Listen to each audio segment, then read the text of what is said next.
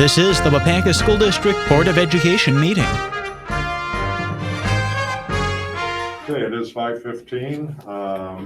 Start with the president's comments. They'll be relatively brief first. I'd like to welcome Ella Waite joining us this evening as a student representative. Ella is not, you're not technically the student rep yet until we get to the administration part of the agenda.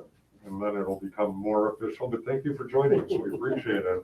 I'd also like to extend Merry Christmas and Happy Holidays to all of the district employees, all of our students, as well as the families in the district.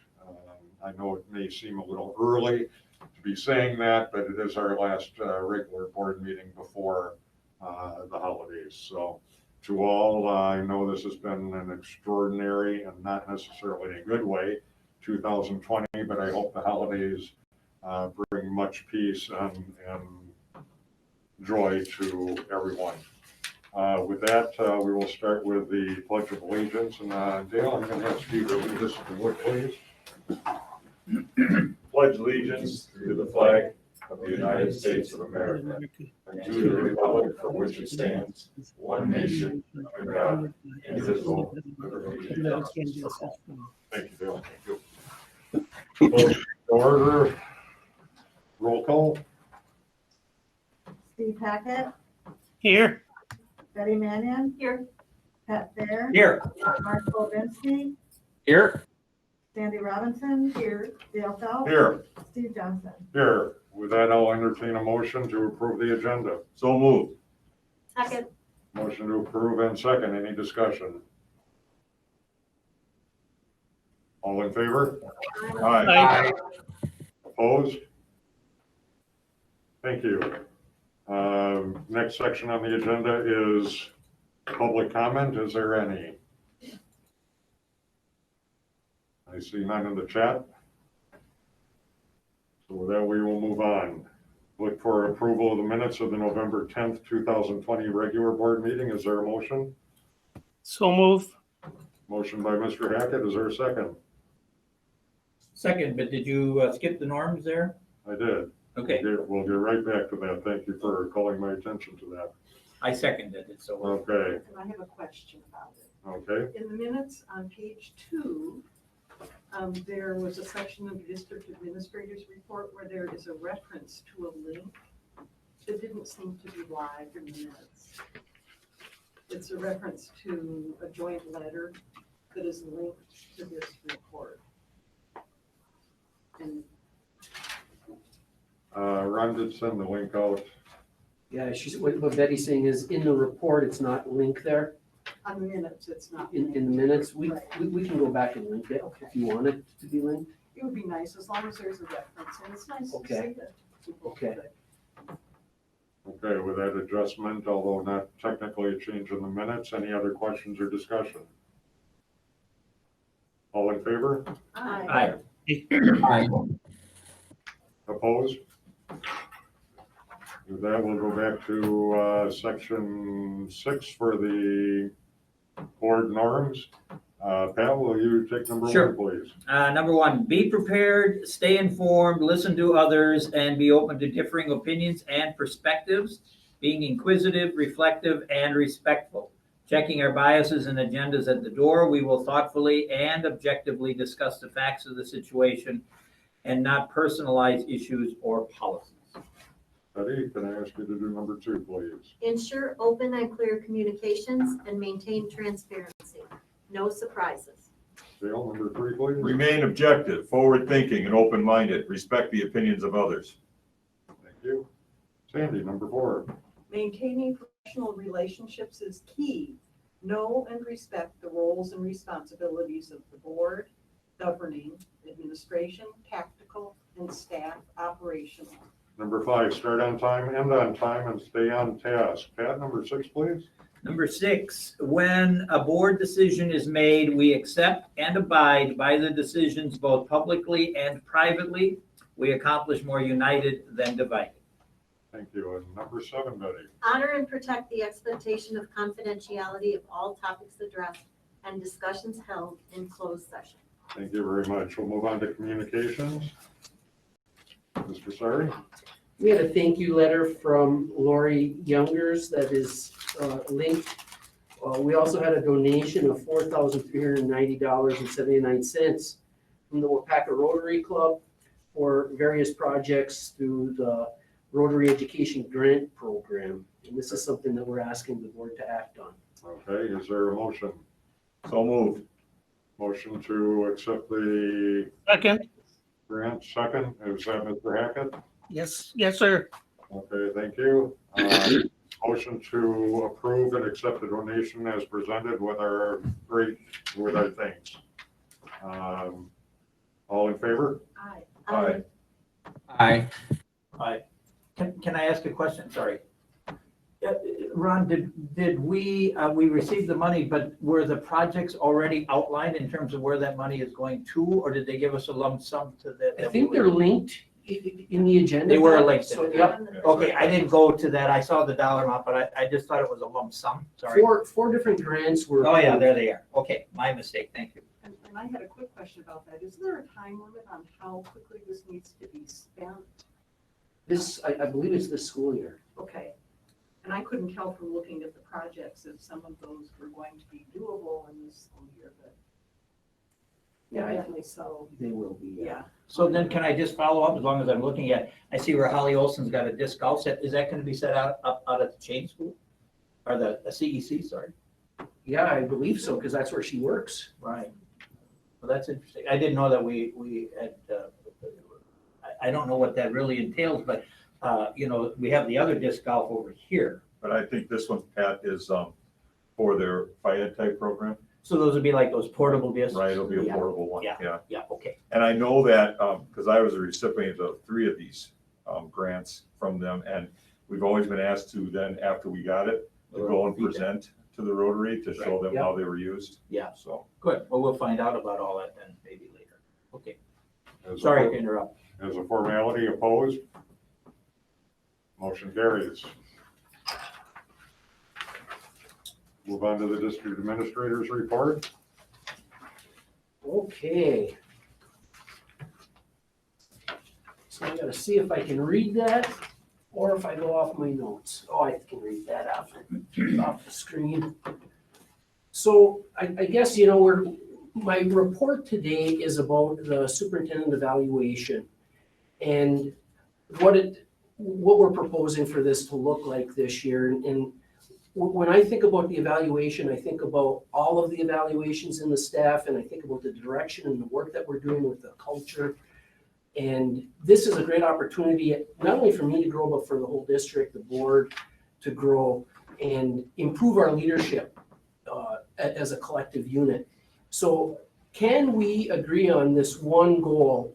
In the book study that we read last year, talked about a partnership of purpose. And I would like us to say, to take our district from various levels of good, and in some cases great, to even higher levels of great and greatness or greater.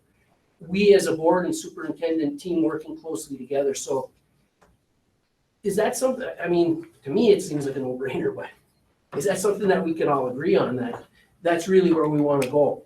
Because what we need to do is model that to the district, that we have a growth mindset, that I do, that all of us do. Okay, so a partnership of purpose to achieve our goal. And there's 3 main factors that we believe in. Partnering with Mark to talk about the research behind this and trust, in the book that's part of his dissertation, that trust matters, that we create a trusting relationship. The 5 factors of trust: the benevolence or caring, honesty, openness, reliability, competence, from the book, Trust Matters. Built over time through repetitive interactions. It isn't like a one and done. It isn't a checklist where you check one thing off. It's a series of events to build up trust between a team or an organization. The second main factor is understanding and abiding by our roles and responsibilities. And quite simply, if we're going to just try to make it be very simple, even though we know it's more dynamic than that, the board sets policy and administration then carries out and fulfills that policy. And finally, the third piece or main factor is communication. And everyone has different communication needs. We've got 7 board members, 7 communication needs, and a superintendent with an 8th communication need. So a partnership of purpose to achieve our goal, taking those 3 factors into consideration, a superintendent's success or lack of success is really a reflection of all of us, the board and me, or vice versa. I put the proposed Neola superintendent job description there just as a reference. But really, when you think about an evaluation or improvement, it's a team. We're all in this thing together. It's a reflection of any success that I have is a reflection of the board and vice versa. So achieving our partnership and the commitments, creating a sustaining, trusting relationship takes time, and it's a two-way street, those trusting relationships. Understanding and abiding by our roles and our responsibilities takes time and is a two-way street. And then effectively communicating, improving in communication takes time and really is a two-way street. So I think you can see there's a theme here. There's 2 pieces to this. And when you think about achieving our partnership plan and you take that first piece, the time, and time, no matter, you know, in education and I'm sure in the business world and with my family and everything, it's the most important commodity, the most important resource that we have. So what I'm asking for the board to think about is investing 2 hours and 40 minutes this school year, and hopefully this would become part of the way we do business as a district, as a board superintendent team. The month of January would be the mid-year formative assessment with a 40-minute closed session. We would talk about that mid-formative assessment that we do, because we're talking about 2 pieces of the assessment, the mid-year formative and then the end of the year summative. And then every other month, 20 minutes, we go into closed session and I give an update, I get some feedback. We have, as Betty described, that vibrant discussion. That's really the most important piece, is that conversation. And we do it again then in May, another 20-minute. And then 2 months later, in July, would be the 40-minute summative. Now, probably we would have to have other meetings in between leading up to that final summative, just like right now, on Friday, we're having a training with WASB. Then we're talking about on the 21st having another, it wouldn't be a training, it would be our conversation, we'd be setting the goals, deciding which of those administrative standards that we're going to agree to that is the focus for this year. And then, you know, the rest of that year then, September 20 minutes and then November 20 minutes. So like I said, 160 minutes towards 40 minutes with the intention to keep in the forefront those agreed upon administrative standards that we decide right now, this month and next month, that'll be the focus, and then to increase that collective understanding of our performance, because it's our performance. It's not just Ron's or the board's, it's ours. And then the second piece is dealing with time, but this is something a little different. And I think it was touched upon at the last time we met, but I don't know if we went into this detail, where I would be meeting one-on-one, right now, obviously virtually on the phone, for 5 to 15 minutes every week. So I would call each of the board members and we would have a 15-minute conversation. I'd like to try to get a schedule together, whatever time would be convenient for everybody as an individual. But the agenda would be just pretty simple, 3 pieces. What are you hearing? Is there anything out there that you're hearing? I would share any progress or lack of progress, what's happening the last week, maybe talk about the upcoming week, looking ahead, and be able to collect that information that I'm hearing. And the intention, obviously, is to build our relationships as one-on-one, but then as myself with the entire board, learn where everybody is, and I could bring some of that information that I'm hearing back to the admin team when we meet on a weekly basis, or the core team, we meet throughout the week. And hopefully it would have an intended outcome of unifying the board and the superintendent team, and then helping us move from good to great. Part of the research that Mark found, and I think it's Glasser's work, or it talked about the most effective board superintendents in the relationship piece. I think it was 59 to 60% of them did this type of some sort of an increased communication strategy. So it's not just around the evaluation in those closed sessions, but on a weekly basis, having those conversations with individual board members. So I guess looking for your commentary and feedback on that. Is this an okay time to Yeah. ask a question? When you talk about sharing what you're learning with the administrative team, I wrote down, I want to hear what other board members are saying. I mean, I think it would be interesting for us. And maybe that's when we have our joint conversations, but, It could be, Sammy, but the other thing that I was thinking would be, in some previous district, I would do, until it became unnecessary, but I would do weekly notes. And I would send out, and I was thinking, because I have to guard against the walking quorum, but I could put together a weekly note that could get sent out to the board, or a bi-weekly, or as necessary. Most of the time, it's just interesting. I mean, hear something from Steve or from somebody else, and I'm kind of caught off guard. I may not know, but then I can take it back to the core team or the full administrative team and say, hey, this is what I'm hearing. And we may then bring it to the stakeholders on that Thursday. Recently, we're in a weird year with COVID. And you hear different rumors, you hear other misunderstandings, and then we're able to plan and be proactive instead of reactive. And I'm thinking that'll be a big part of the outcome of that. and that seems great to me. I would just like to have the information that other people do. That would be helpful. Yeah, I'm hoping, my plan is, my agenda would be the same conversation with all 7.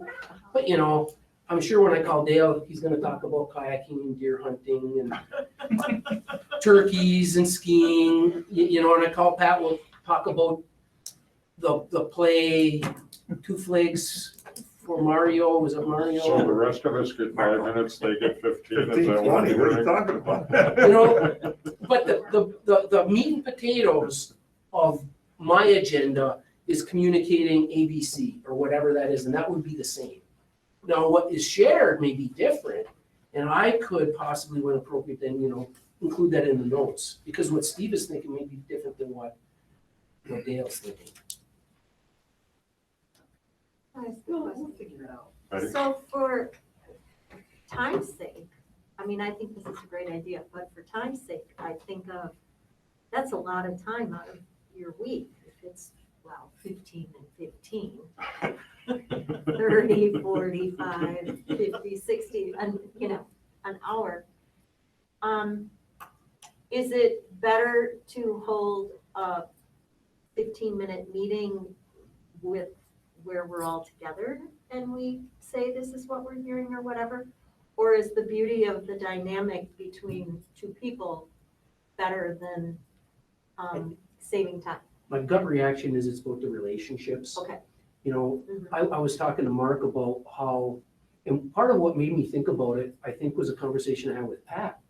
And it had to, around that October policy committee meeting, and my conversation with Pat leading up to that, saying, we feel like we're kind of out of the loop a little bit.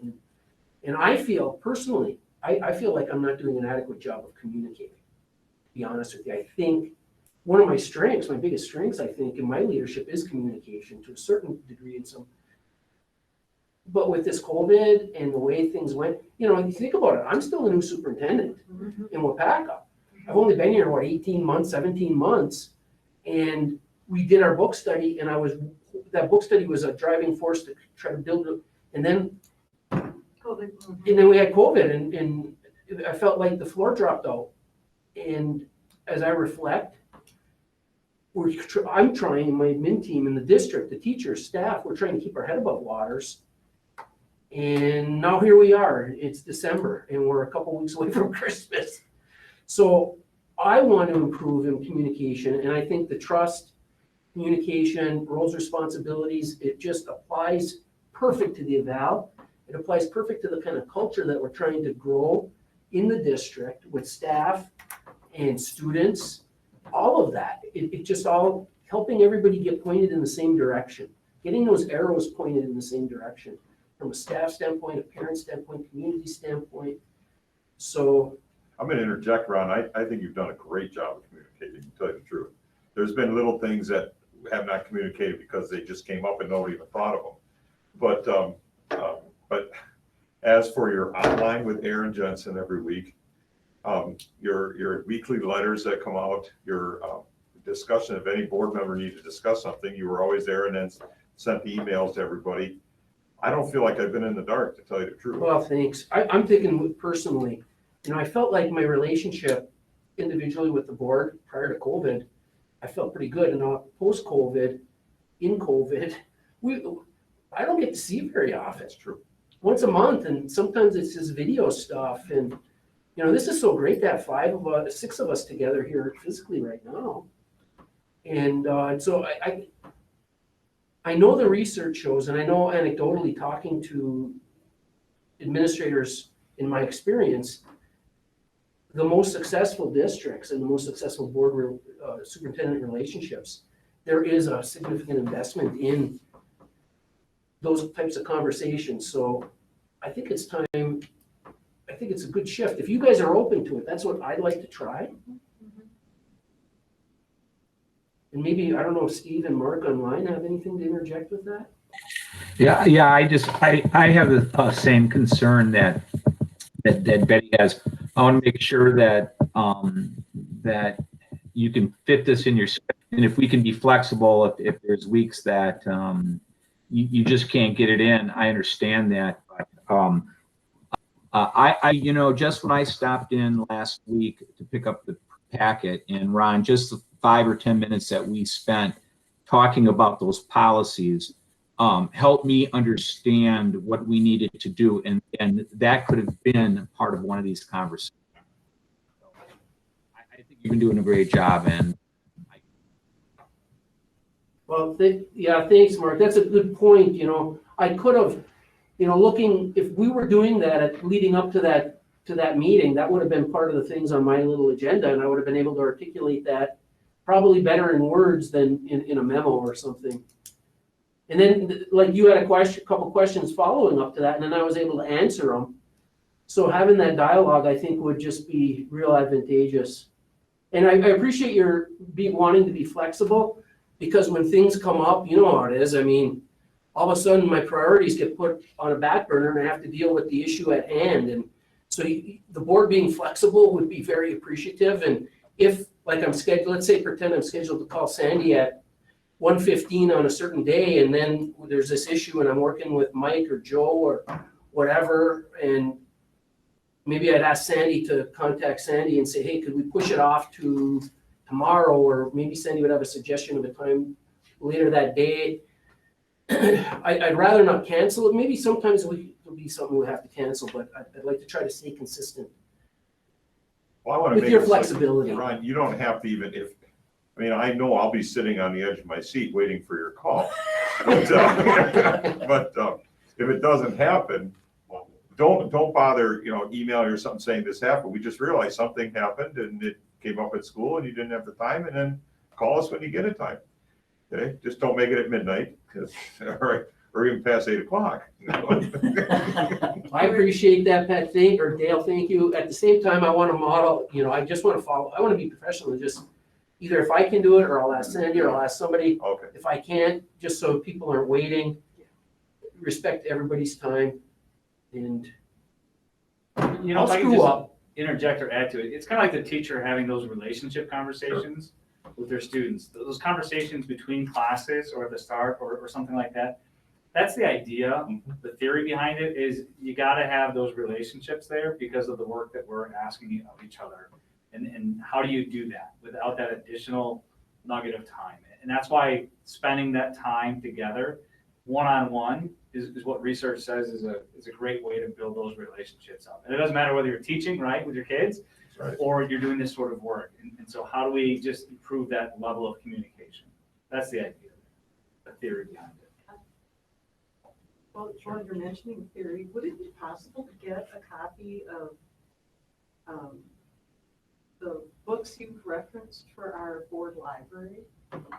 Yeah, Mark and I were talking about, as we progress now, that may be a book that we do a book study on, or we do some kind of conversation on. I'd like us to get back into meeting on a regular basis, like we were pre-COVID, and just continuing to grow and learn together.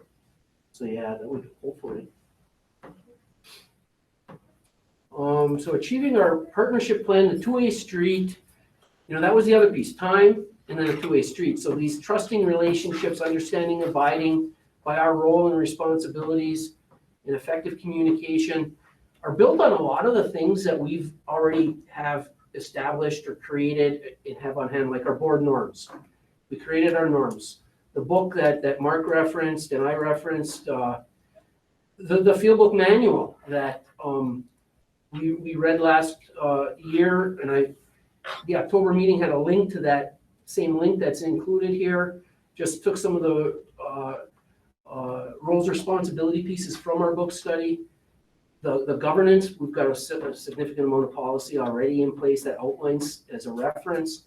Our interactions over time are gonna show this two-way street, believing in the best intentions of others. And in Relationships 101 that we learn in life is about assuming the positive as we interact. I know everybody, all 7 board members and myself and the admin team and our staff, we're all here to help, and we're all here to do the right thing.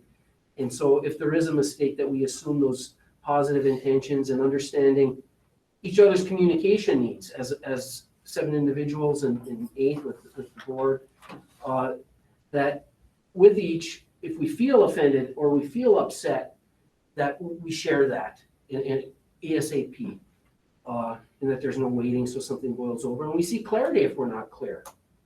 Do you have any questions?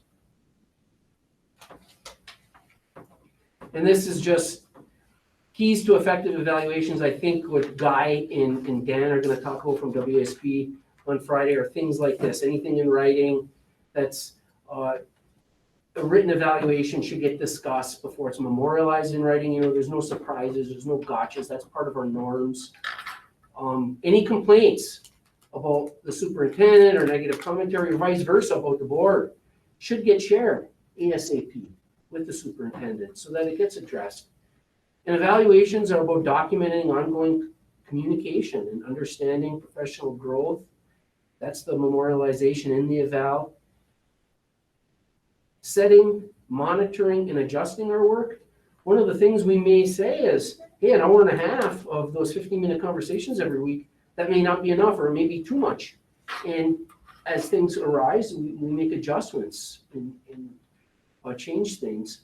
And then all parties must approach and accept constructive feedback through that growth mindset that we all talk about. And then when it comes to the constructive feedback, it needs to be based on observations or data, not just based on feelings or opinions. A description focused rather than judgment should, instead of saying that was bad, you say that was bad and you put down what was the problem along with the way it should have been handled, not just that was bad, for instance. So effective evaluation action plan. Right now, tonight, on the agenda, the board is approving the WSP evaluation tool. And then on Friday, we have our first session. Well, actually, the first was a demo. The second now will be that training session with the board and myself on Friday. Number 3 is the board and superintendent agree on which administrative standards that we will want to focus on. And that's all live right now. So if you go on the WSP website, and you go to the superintendent evaluation tool, you will have access to get in and start playing with that. Sandy and I were in there today, and Sandy, I don't believe they need any kind of a special code, right? No, just their normal. Their normal login to WSP. So you do have to log in. Normal login. So your username is your email address and then whatever you decided for your password. So you could go ahead and do that. And then I'd like that Monday, December 21st retreat, and that would be with me and you, and we're going to talk about what which of those 10 standards do you want me to focus on? I will then, in the meantime, create that narrative that Guy's gonna walk us through. You know, there's those 10 or 12 questions for that first year soup.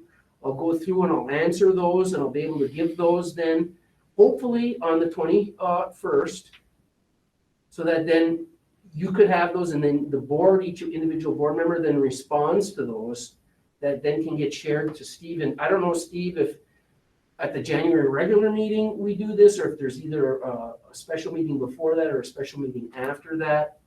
I just don't know if, you know, because I think each individual board member writes theirs, and then it goes to you, and then you kind of, We'll talk about that. yeah.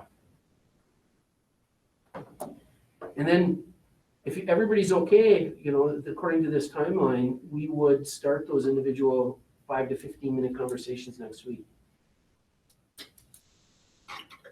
Okay, thank you very much. Ron, could I just because we have our newest, soon-to-be official member with us, it might be wise for you to do that 5 to 15 minutes with the student rep as well. Oh, yeah. I know, I'm meeting with her once a month for about 5 to 15 minutes, and But I mean, I think getting the ear from the student is always a good thing. And being in the same building ought to be fairly easy for you to do. do you think you'd have time for that, Ellie? Yeah. You would every week, 15 minutes? I think I could make it. You could make it work? Yeah. We'll see, yeah, we'll try that, Pat. Make sure you bring the cookies. That's what's gonna get us all back. Timeline on these meetings, as in time of the meeting, how long are these meetings going to look at? I mean, we're looking at, let's say, December 21st meeting. I'm thinking, for sure no more than 2 hours. I like it to be 60 to 90 minutes. Okay, so no more than 90 minutes. Okay. Notice I get rid of the 2 hours. 60 to 90 I think we can minutes. accomplish it, and, you know, I look through and I have some ideas and some standards already that I would throw at you guys to look, and then you guys would give input on, maybe there's a particular standard that you think that I should focus on, and, you know. Well, I think it's good to set a time limit, because then we know that we don't want to spend all this time, and everybody knows and say, okay, we got only about 10 minutes left here, let's focus, and not go off on something with it. Yeah. So, okay. Well, and if I could just follow up on when we did the policy, we kind of said 90 We did. minutes. And the idea is if we don't get done, we can always set another time. That's right. It isn't the end of the world if we don't get everything done that day. Sounds good. And here's a thought I had, what you said at the beginning about this is an evaluation of all of us really rings true to me. Because one of the thoughts I had is after we are at least to a point where it's not being finished, but we've accomplished what we wanted to so far, we can look at ourselves too and doing a self-evaluation. We'll be practiced by that. Yeah. And that might be a perfect opportunity. Yeah, Or the maybe it will be part of this discussion. We'll see. Well, it could be. That's interesting because the WASB has their own board self-eval. Uh-huh. And that's what I just assumed that we would do, the board at some point, January, February or something, would do their own little self-eval. Yeah. You know. I think, Ron, you're being incredibly optimistic to think that the every other month meeting would only go 20 minutes. You have to give consideration to who's on this board. That may be a textbook thing, but none of us are usually short of wind when it comes to any discussions, but I do appreciate your optimism.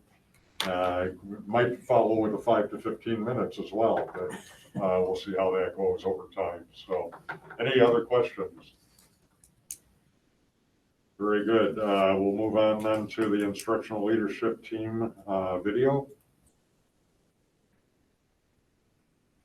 Sure. So before we get started, so typically this time of the year, we've done an update on the prioritization of standards or our target-based grading work to you.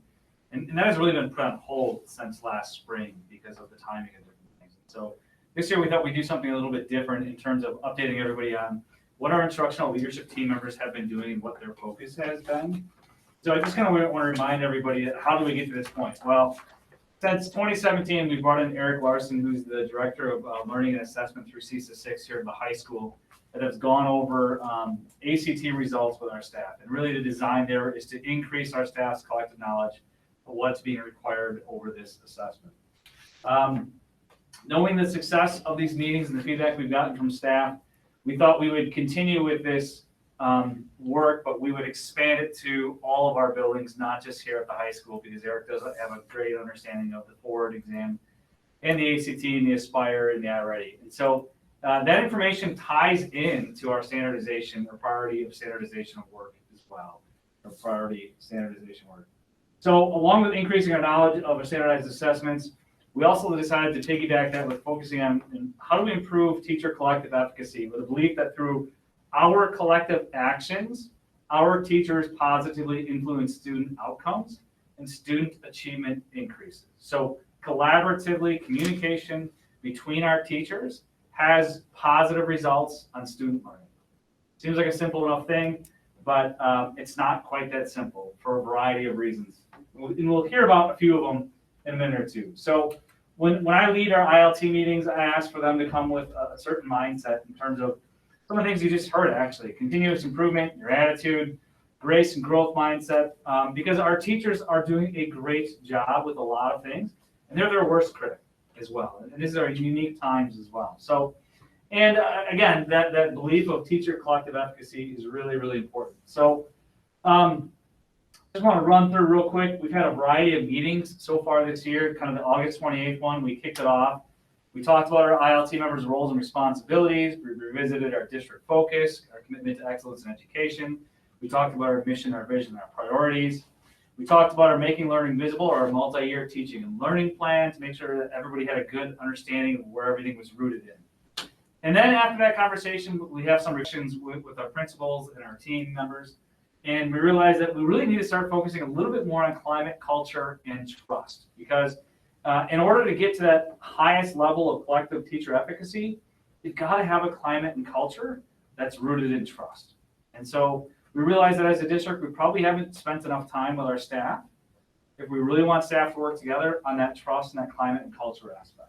This year has been very different, with some teachers teaching only online students, some teachers in-person students, and most of our teachers doing a blended or a hybrid model of teaching students. Let's stretch some of our time and our relationships too. So, we've met a couple of times since then. We're going to continue with that. We're going to kick into that professional learning community mindset more and more as these meetings progress. And we've got a couple more meetings yet this year, focusing just on climate, culture, trust, and professional learning community.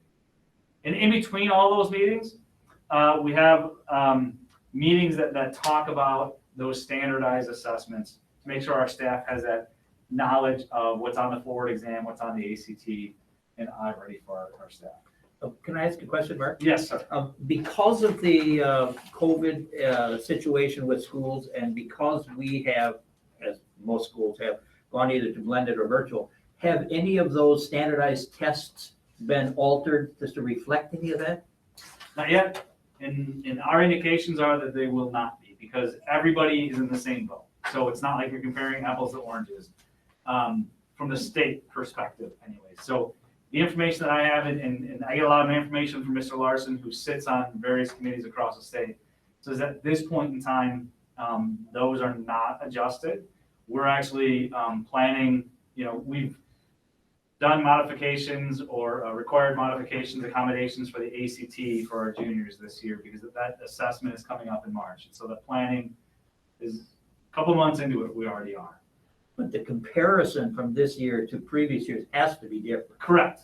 But what I'm saying is from district to district, everybody's dealing with the same COVID stuff. And so I think that's where the state is saying, oh, okay, we gave you a reprieve one time because we weren't as prepared, but now that we've gone down this road for an extended period of time, how do we at least have some comparable data? I think that's the other part of standardized assessments, right?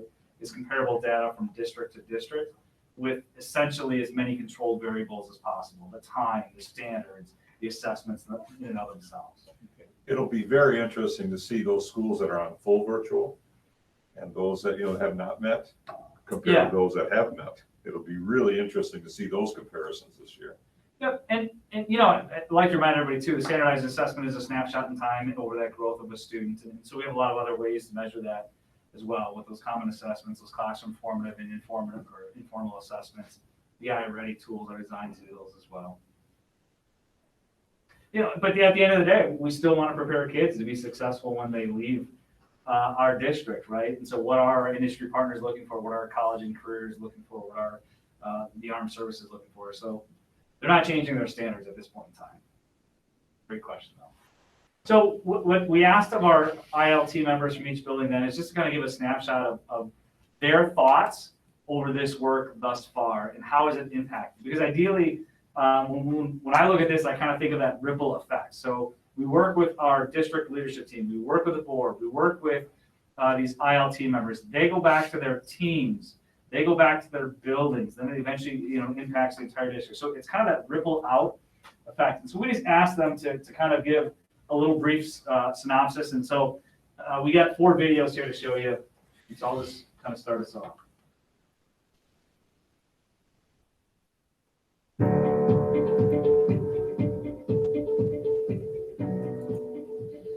Hi, my name is Heather Fresh. I'm one of the team leaders for the EC4K group.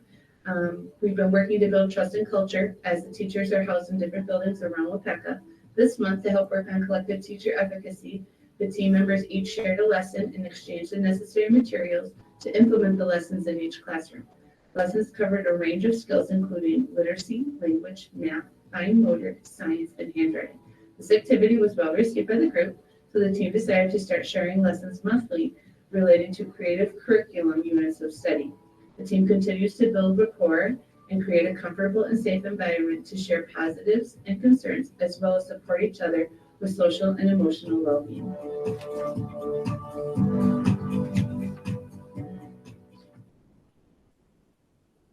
Here at the CEC, we are currently working on a PPL book study. This has been a great opportunity for all of us to gain insight on the PPL process from 4K to school. During PLC, we've been taking time to discuss projects and what we have been doing in our classrooms.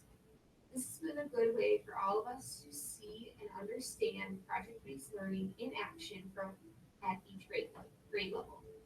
It is exciting to see the progression develop from one grade level to the next. Monthly, we are developing community service themes to take part in as a whole school.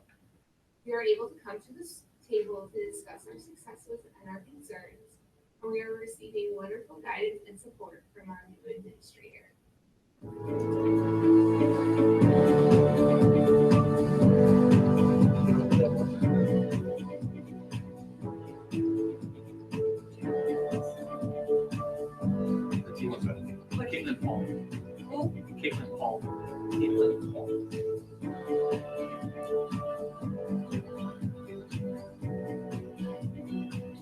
It's just a matter of time. I'm just going to end this one here. But so you kind of got a view from the CEC team there, and now let's hear from WLC team.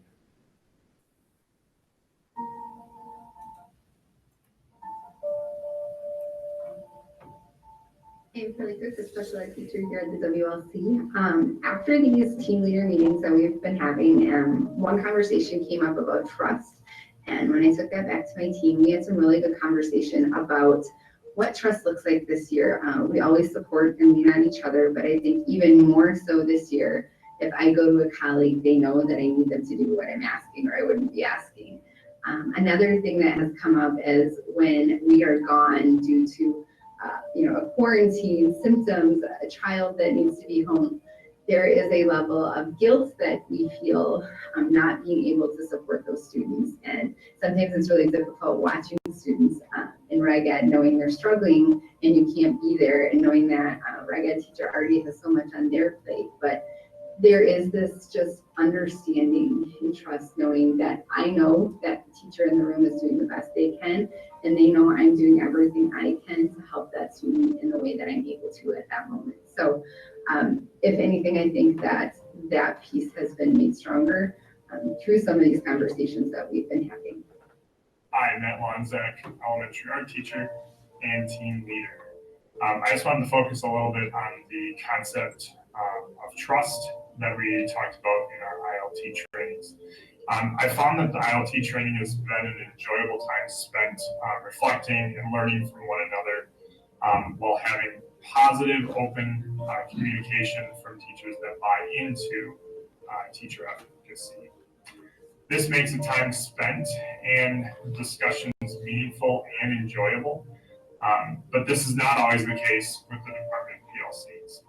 Buying in and the growth of trust is something that has to be earned and grown over time. Openness to try and discuss new concepts can be fought when the workload is so heavy, as a lot of us are finding right now on Wednesdays with the pandemic. So what we're looking for, or I'm looking for more, is more extensive training in how to build trust. We spent a lot of time talking about the need and the fact that we know that it is important to trust one another. What I need now is just a little bit more of how to work with growing that trust and getting my fellow teachers to buy into the importance of teacher efficacy and working with one another with the goal of helping teach our kids. So a little bit more on how to build that trust would be great. Other than that, we have some amazing teachers at the WLC, and it's been really enjoyable to reflect on what we're doing and how well we're doing. So that's been a really nice positive. So during our ILT meetings in second grade, we're working really hard to build relationships. We have 3 new staff members, and we're trying really hard to make sure that we're all communicating, we're all on the same page. We also, I've referred back to the Opportunity Myth booklet that we were all supposed to read. And there's 4 key resources benefits all of the students. And one is assignments, one is instruction, engagement. Are we engaging students inside and outside of school time? Our expectations, we make them clear to the students. Also, our second grade team, we always keep it really fun, and we're always sharing stories that we can laugh about.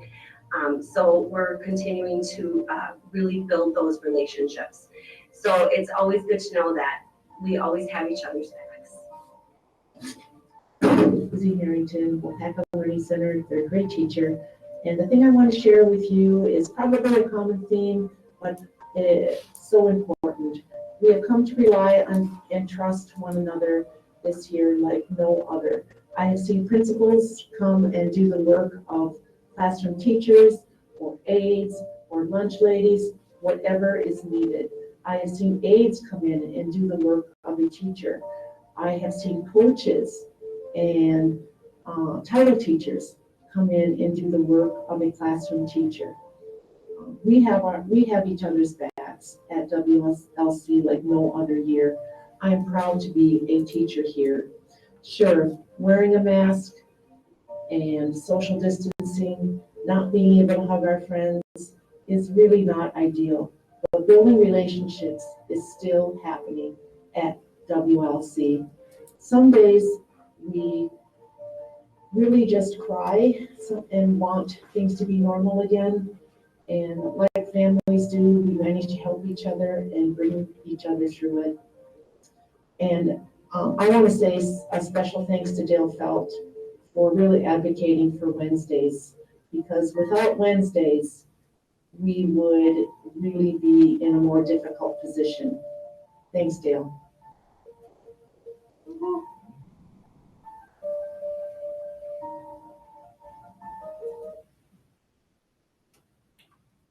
Next, let's hear from the middle school.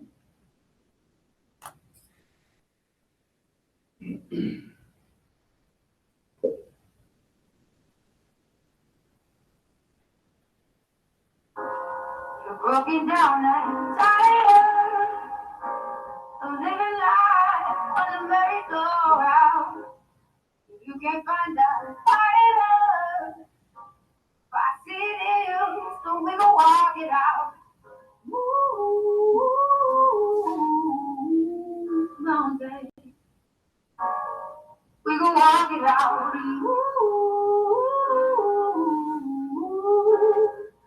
on that. And my eyes like the day, our eyes are straight, and I know it's about the time again. We are rising up at Waupaca Middle School. Hello, this is Michael Walshman, part of the middle school ILT team. We're trying to follow our mantra here. We're trying to be better today than yesterday. Teachers and students are leveling up this year, and our empathy is stronger than ever in this critical time. Here is our vision of Waupaca Way and our mission. We're striving and carrying out our vision, which is character, community, and curriculum. Our mission, variety of choices, are emphasized this year. And encouraging positive connections and relationships are stronger than ever. Hi, this is Tricia Duman. I'm an instructional coach with the middle school ILT team. And with our collaborative time this year, we are learning to lead. And we are committed to excellence, not only for our students, but also staff. My name is Shana Rodney. I'm one of the members of our middle school ILT. And this is our why, right here. It can't be pictured or said any better. We are student-centered. We are committed to moving student learning forward, despite the challenges and obstacles we sometimes face. Our climate, how we feel, we are continuing to follow and model the Waupaca way, keeping positive attitudes. And we try to always consistently promote a positive climate. Our principals and staff members meet the kids outside, no matter what the weather is, to greet them in the morning, welcome them into school, and trying to get them on a good, positive track. We are a united staff, not just teachers. We're all in this together. It takes the entire team to keep our ship afloat. Teachers, educational assistants, administrative assistants, administration, custodians, maintenance, food service, and bus drivers, just to mention a few. For culture, as an ILT team, we're trying to improve culture and recognize how students and staff are going to be above and beyond. And there are so many. We're trying to find ways to celebrate with staff and students in a COVID-friendly way. We do a mugging, which we kind of copy from the high school. We have trophies that are given out to our staff. We have competitions for homecoming. We're in the process right now of planning a blue-white basketball game to recognize the basketball players, but also the middle school dance team, Authors in Action, a chess club, the band, middle school band is going to, and the choir. You ask, how are we going to get this done? We're going to do it virtually and play to the students. And we're going to try to do this right before our Christmas break. We still have a strong teacher collective efficacy. We're always trying to strengthen what we're working on and stay closely working with student-centered collaboration. We are continuing to work on our academic growth, but also keeping in mind our emotional learning as well. And our staff still feels more valued and heard. Our work on trust this year has opened many conversations that maybe we wouldn't have had before. So this year we've decided, where are we in the 5 facets of trust and where do we hope to be? While some teams have had opportunities to talk about trust without explicitly calling attention to the facets, other teams are working on specific facets such as honesty or openness or competence. Even continuing to do all this, there is still the reality of how things are going now. The road is very bumpy. We do worry about their students and their mental health. How is the schedule going to change? What do we need to do? Am I going to get sick?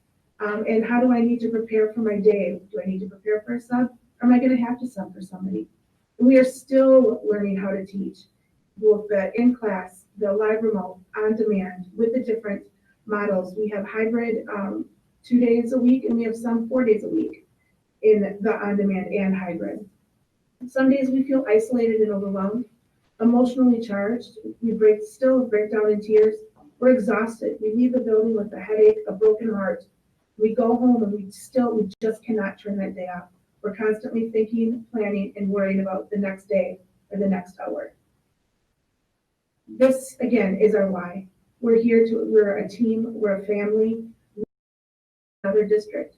So that says a lot about the community and the environment we're creating here. And we will continue to rise up and face the challenges because our mantra is better today than yesterday, and that's exactly what we're doing at Waupaca. And last but certainly not least, a little message from the high school team. Good evening. Thank you for taking the time to participate, watch us go through our presentation on the Waupaca High School ILT team and our work so far this year.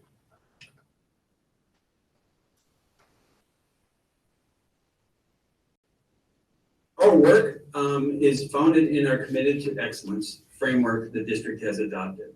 We recognize the importance of each one of these circles and the work that it will help all of our students to achieve at the highest level. And not only that, but it'll make a great school and working condition for all of us. One of the first activities our ILT team did this the end of the summer was our core values. We wrote down what the top 3 core values that we had. And you can see on the left-hand side of the slide, each one of the names of the members and their top 3 core values. Who we are and what makes us work. And it's important that we got to know each other. And you'll be able to see that our core values, each individual one, fit nicely within one of the 6 core values of the district. One of the areas that we're focusing on is climate. And when we're talking about climate, it's what we want our students and our staff to describe our school. It's family-like, appreciated, valued, safe, are just some of the things that we want our students and staff to describe our school. And some of the things that we're doing to make sure that that happens, to promote these feelings, is we're implementing the Waupaca Way, discussing positive behaviors when they happen immediately and promoting those positive behaviors. We have those communications both verbally and written to students and staff, contacting those positive feedbacks to this home as much as possible, and having those honest and respectful conversations. The other area is culture, how we want our students and staff to describe the culture of our building is helpful, respectful. And we're doing a lot of things each and every day, and we really do believe it's those small things that we do each day that are going to have a huge impact. Continuing to encourage one another, having that open-mindedness, and, with the challenges that we're seeing, having that grace for the work that we're doing, and maintaining those high expectations with the high support and positive comments and work towards the betterment of all. And one of the foundations of all of our work begins with trust, and the trust is so important in building a team and our efforts. And we've started some of our work on this slide, but we have more work to do. And just one of the examples that I wanted to share is most recently is the high school staff and the mugging campaign. Trying to make sure that our staff recognize that they're valued and appreciated. We've took on the activity of anonymously placing a coffee mug on the desk filled with little treats, and very well received, a lot of fun. More work yet to come. So one of the things that we're doing is how we're able to get to supporting a lot of the work here at the school is through our Wednesdays. I just want to give you a Wednesdays at a glance. From 7:30 to 11:30, teachers are working with students online, and some students come into the building to complete lab activities or to get one-on-one help with the teachers. From 12 o'clock to 2 o'clock, teachers and staff select different professional development training activities. We'll talk a little bit more about those in just a few slides. And the other one is from 2 to 4, teachers and staff working in their professional learning communities, or PLCs, and taking the time to build the trust in conversations. And we'll talk a little bit about those in the next couple slides. Hi, my name is Anna Lucia, and I teach band and choir at the high school. I wanted to share a little bit more about our Wednesday professional development time with you. Our professional development has centered around technology and departments working together to make virtual and in-person learning happen. Staff in these sessions would come together to share ideas, support each other, answer questions, talk about what is and isn't working, and develop tools for virtual teaching and learning. It is a very welcoming environment where no question is frowned upon and everyone is helping each other. Our tech integrator, Stephanie Knuth, has done a great job leading these sessions. Many of our sessions have focused on gaining comfort and experience with Schoology, Kami, ClassLink, and new features of Google Meet. Staff always take away something new to try or show our students.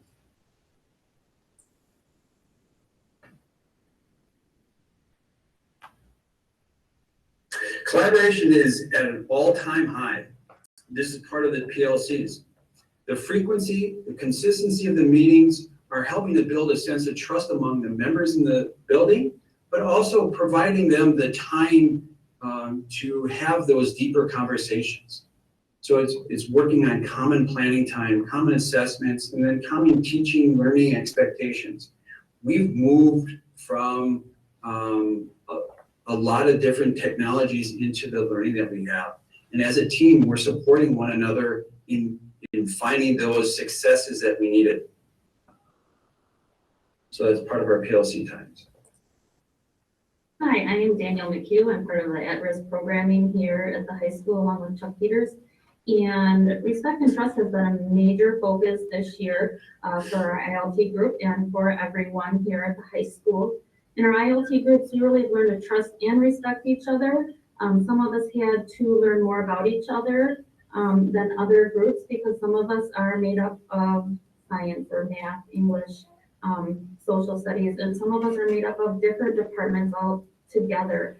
I think this has helped a lot of us get to know each other, get to know each other's strengths, and be more confident because we're able to lean on each other and see those people's strengths and work on our own characteristics of teaching. We've been able to really learn a lot from others and get positive feedback from them too. Hi, I'm Corey Daigle from the Social Studies Department here at the high school. And this year we've really had to adopt an I've got your back and we're all in this together mentality. We've been hard at work implementing Schoology, becoming better with technology overall and how that helps with classroom management, working on curriculum for instructional, better instructional practices, and really hard at work in our PLCs and just Wednesdays in general, just trying to do everything that we can and do it better. My name is Nancy Cummings, and I've been teaching English for 30 plus years. And I've been at this for a long time. And I have to say that this challenge that we've had to face has been a learning curve for all of us. We all feel like we're first year teachers all over again, but I like to think that every cloud has a silver lining, and this is no different. We have learned to take on a growth mindset and really have become part of a team, leaning on each other for help when we need it, and not being afraid to say, I don't know how to do something, and yet to be able to share our strengths to help each other out. And so it's been really a privilege to be part of a team, and it's a team mentality that I haven't really been part of before. And part of the reason that we've been able to create that team is because of the Wednesdays that we've had time to work not only with students, but to collaborate and work with each other. And so I thank you very much for that. And we want to thank you for your time. And of course, go.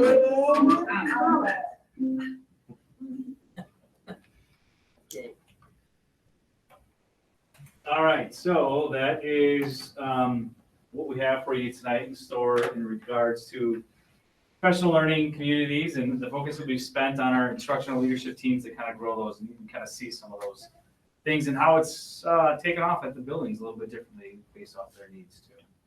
Thank you very much. We very much appreciate your bringing this to us tonight. Please extend our appreciation to everyone that was involved with the development of the presentations, as well as all of their teams.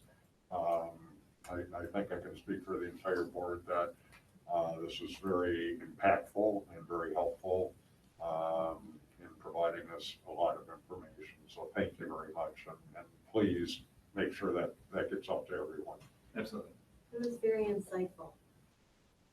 It was great. Good, thank you. All right, with that, we'll move on to upcoming meetings and activities. December 10th, we've got the Learning in 2021 Stakeholders Meeting at 5 p.m. in the Commons.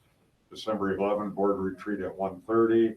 The December 14th Building and Grounds Committee meeting has been canceled. December 14th Instructional Committee meeting at 11:30. December 17th Finance Committee meeting at 11. December 21st, 2020 meeting at, what was that, 1:30? Oh, yes, yep. 1:30. December 28th is the deadline to file notice of non-candidacy. January 5th is the deadline for declaring candidacy. January 12th is our next regular board meeting at 5:15. And on January 20th through the 22nd is the WASB State Education Conference, which is virtual. With that, we'll move on to the Policy Committee. Mr. Fair? Yes, thank you. Well, as you know, the Policy Committee met earlier last week, and we had a number of things that we looked at in terms of policies. But before we talk about any of the policies, we want to, we took up the issue of the 3-year subscription to the WASB model for our superintendent evaluations. We had talked about that previously, but we needed the full board to act upon that. So the committee would like to forward, and I would make a motion that we recommend the purchase of a 3-year subscription to the WASB model for superintendent evaluations. And in addition to that, we also approve that Mark Clayton will work with Mr. Sari in tandem with that WASB model. Thank you. That being I'll second that. We've got some feedback here. If somebody needs to, thank you.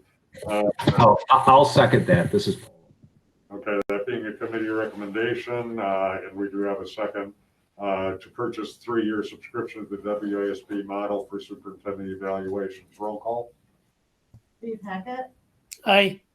Betty Mannion. Yes. Pat Fair, Aye. Mark Polbinski, Aye. Sandy Robinson. Yes. Dale Phelps. Yes. Steve Johnson. Yes. Okay, now we went through a number of policies, a good number we didn't get to, and we can talk about that at a later date. I'm going to just look at these real quickly because there were some changes made, and I want to make sure everybody knows before we adopt them. The first one was vacancies. We don't need to go through the whole policy, but we did have, and I received from, I think it's probably from Ron, we did make a little bit of a change down in letter D where we changed the word may to shall, correct? And we also made a change at the top of the following page where we crossed out number 2 altogether, and we basically put an X in the appointment of the board president. And with those those are the only changes to my knowledge. Okay. Now we can make a recommendation for all of these, but I just want to double check. So I'll just set that one aside. The next was the policy on funeral and memorial leave. And we made a little bit of a change in the policy concerning the staff member instead of a teacher. In the first paragraph, we changed the word in the second line from teacher to staff member. We also eliminated the word teaching in front of the word staff in the same paragraph. Everybody with me so far? Okay. Then we changed, in the next sentence, we basically lined out students may be excused. We just lined that out completely. We changed the dollar amount in the next paragraph to $250 instead of the $15 donation. That was the only change. Under employees, we lined out the words 1 or 2 in the second line. And we also, in the third line, lined out plus an appointed representative of the department or grade level. And then in following the same sentence, or department, we also lined out. Then in the next line, students may be excused, we lined that out and again changed the dollar amount right afterwards to 250 instead of 15. And down below under relative employee, we changed from $15 to $25. The same thing under retired employees to $25. And then we added the date, the number of the the date, 12/08/20. Retired employees, 250.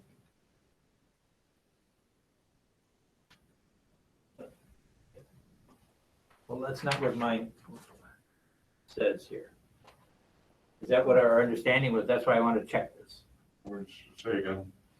Betty thought it was 250 under retired employees. That's what I'm looking at right here. I had 250 for the first two. I have it as it's reflected here. You do? Yeah, but I'm reading it from there. so there's 250 for 250 for a student. Yeah. One-time relative is 25, and a retired employee, a one-time donation of 250. Okay, I had for the It's funeral up of there. an employee, Under policy 250. 0144. Okay, well, we need to make sure we have the correct number here. So mine looks at 250 donation in memory of a student. Correct. 250 in memory of an employee. Correct, And then I have 25 for close relative correct. and for retired employees. That's what I had as well. Okay, well, that says 250. Okay, so then that should be changed. We'll change that. Is that the minutes that you're looking at? Mhm. Betty? I see. Okay, I think I also forgot to mention that in the relative of the employee definition, we put the word representative in the second line could be plural, representatives instead of, I don't know if it says that on there. Yeah, I can't change it to the PDF.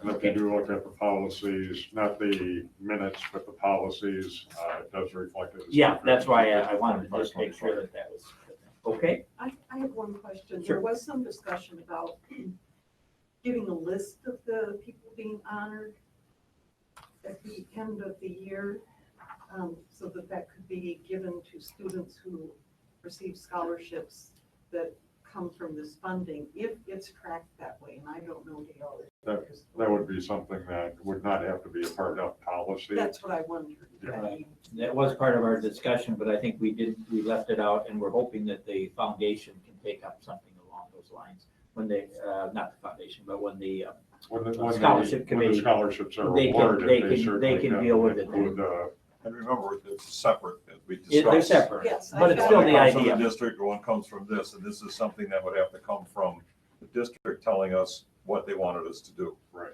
Yeah. That's not up to us, that's up to you guys telling us what you want for the foundation. Well, assuming that we had a situation where that might happen, where we can discuss it at that time. And I think that would be something that we can do verbally, or at least just let the committee know that would be our intent. Okay, But not in the policy. but not in the policy. Sounds good. Okay, the next policy was the recognition policy.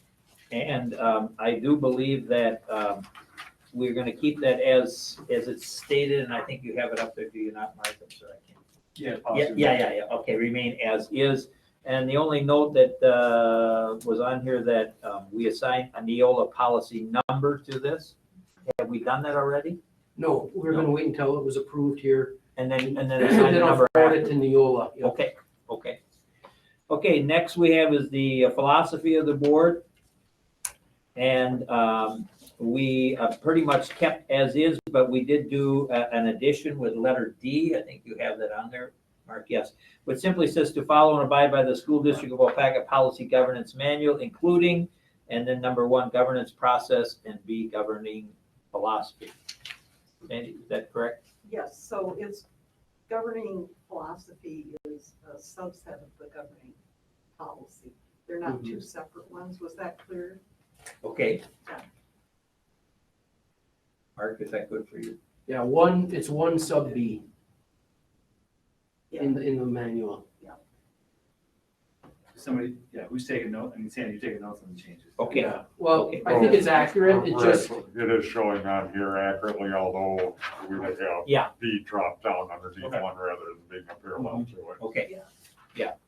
Okay, and then the last one that we're going to vote upon tonight, I believe, is orientation, and we made some changes.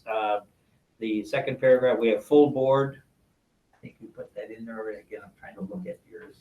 Okay, and then down towards the bottom, letter C, we changed superintendent, district administrator. That's just for clearing that up. We eliminated the word "and" under open meetings and public records for letter D, correct? And on the next page, we had quite a few changes, mostly district administrator for superintendent throughout. And then in letter D, we have additional information about the mentor program is outlined later in the I'm sorry, my mistake. Letter E, the district administrator and the board president or designee, and that's written in there, I believe. Okay, I see it now. And then down at letter 5, again, changing superintendent, district administrator. Number 11, provide a tour of the buildings, pluralized. Number 12, district administrator. And then the very last number we're going to add is 14. This was brought up by Mark that we do some technology training, including but not limited to the Neola board docs and website. Okay.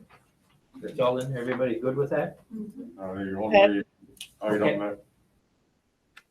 only item that I would offer, and I hate to say this with an English teacher because you'll probably correct me as it being wrong, but on the first page of orientation, where the decision was made to remove the word "and" at the end of D, that would mean we would undoubtedly change how each of those bullet points or items A, B, C, and D are shown rather than having a semicolon at the end. It should just be no punctuation, I assume. Correct. Okay. Steve Hackett, did you have a question? Yeah, Pat, you on the second paragraph, you said the word "full" was in there, and mine shows that president is taken out. Correct. I think that that's the way it's going to be. Okay, I said so. Thank you. Yeah, thank you. Okay, so at this point, the recommendation is to adopt those policies as discussed and presented. That would be the recommendation, but before I make that recommendation, just go on the record of saying the other policy we looked at is compensation, but we've had a request to take that back to committee and review and perhaps make changes if Could we necessary. have that request made formally at this point since it is on the agenda for approval? I will, I made that request, and so. You want to make the motion? Yeah, I'll make the motion that we send that one back to committee. Okay. Is there a second? Second. And second? Okay, we have a motion and a second then to look at the compensation policy in committee before we bring it back to the board. Okay. All right, so the other policies, it is a recommendation by the committee. It needs no second. We'll call the question. Roll call. Steve Hackett, Aye. Betty Mannion, Yes. Pat Fair, Aye. Mark Polzinski, Yes. Sandy Robinson, Yes. CFL. Yes. Steve Johnson. Yes. And before I leave the policy committee, I'm just going to throw this question out to Ron. Ron, I know we talked about this a little bit at the end of the meeting. Timeline, we're still have to look at Title IX, that's still kind of coming up quickly. So do you want to give us at least an idea of a time when we need to meet again from your perspective? Boy, if you guys would be willing to meet this month before it's over, I mean, I'm game for that. Otherwise, I was thinking of 1 or 2 policies in January, 1 or 2 in February, proceeding on until we knock out Neola. You're talking about meetings, right? Yeah, Oh, yeah. committee meetings. Committee Policy meeting, just talking about meetings. committee. Well, I'm looking over at Sandy, she's on the committee, and so is Mark. No, you, no, who's my other person? Mark, Mark, are you available? Yes, I'm available, Pat. Okay. So are you thinking after the 25th? Well, I was thinking like we could do it Tuesday, the 22nd of December, or I don't know your schedules.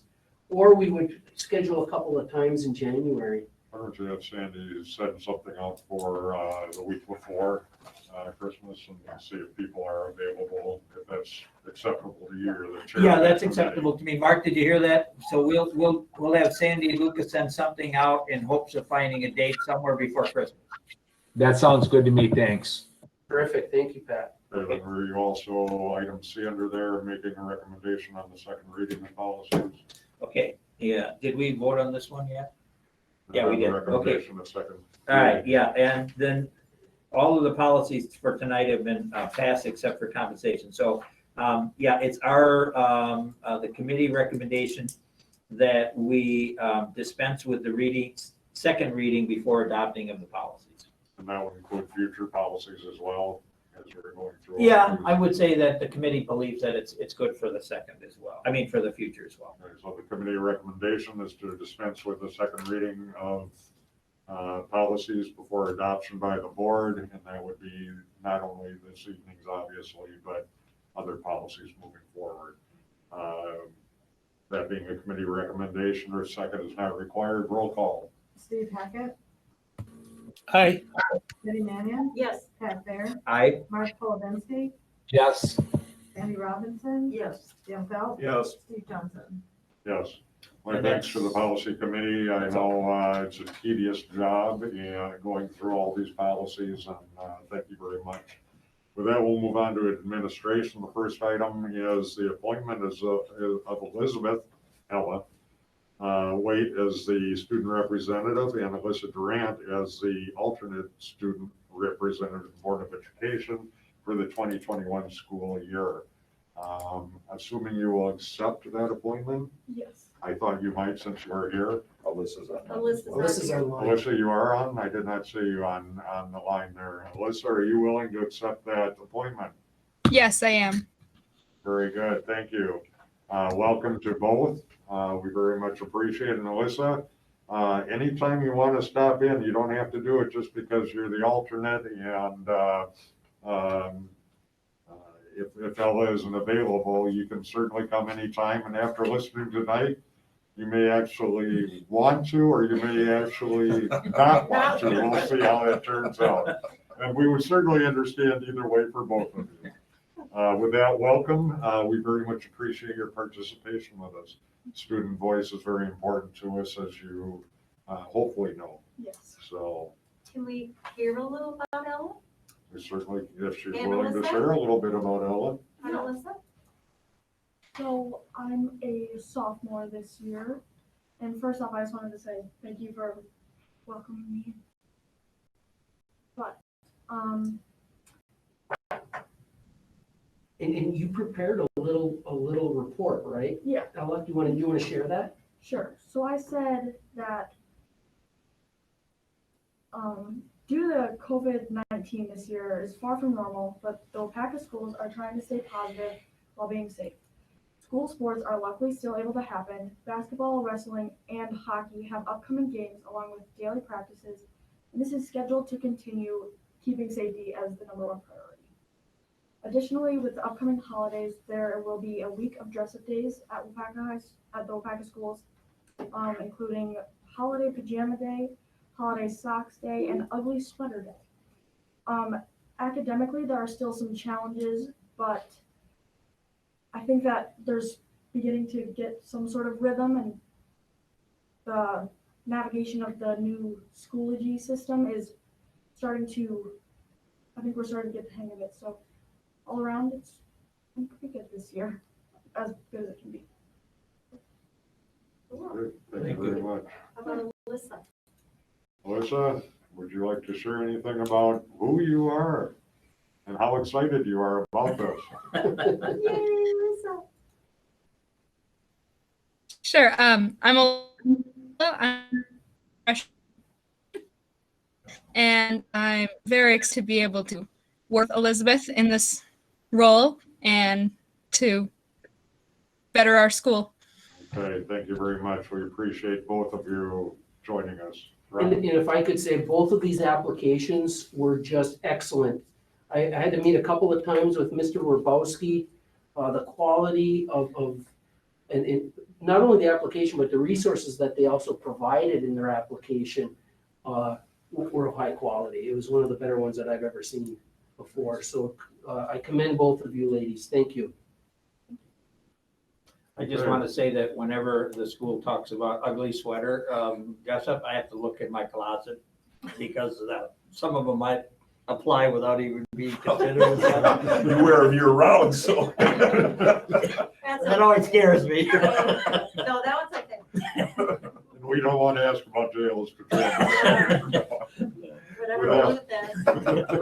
Every day's a holiday. Every day's a holiday. So there's that. With that, we'll move on to status of winter sports season, and Ella gave us a little preview of that, but if we could. Mr. Foley's online here. Can you hear us, Joe? Yeah, can you hear me okay? Yeah. Okay, great. Yeah, so we are very excited. Winter sports are underway. We actually got a lot of events going on right now. And we're using a lot of the safety protocols as we did in the fall that went really well. Our coaches, students, and families deserve a ton of credit for helping those activities be successful by following those protocols that we have in place. Our nurses and our athletic trainer have been a huge help with that as well. We're still doing the daily symptom checklists, following WIA guidelines. Some things and events are a little different now. For instance, like basketball, we don't do a jump ball. The opponent starts with it by tossing it in from out of bounds. So there's small changes like that, but for the most part, things are going as smoothly as possible. And for the winter sports, they're all indoors. And so with the mask mandate, all athletes and coaches are required to wear those. So that presents some challenges, but the students are really adapting well to that, even with that extra, difference and change this year compared to other years. So going really well. And if you have any questions about any of the activities or anything, I'd be happy to answer them. Okay, are there any questions? I just have one, Joe. How have we had any difficulty with any of our conferences with schools that have either opted out or changed their schedule, or are we pretty well set with all of our conference people? Yeah, so far so good. There was one hockey game that the team was quarantined. I was able to find a replacement game, but no, we're sitting really good. As of right now, everybody is competing right now in the winter season. We don't have anybody that's shutting down or not doing winter sports. And so we feel really good. Things went well in the fall, and we're feeling confident that we'll be able to continue that this winter.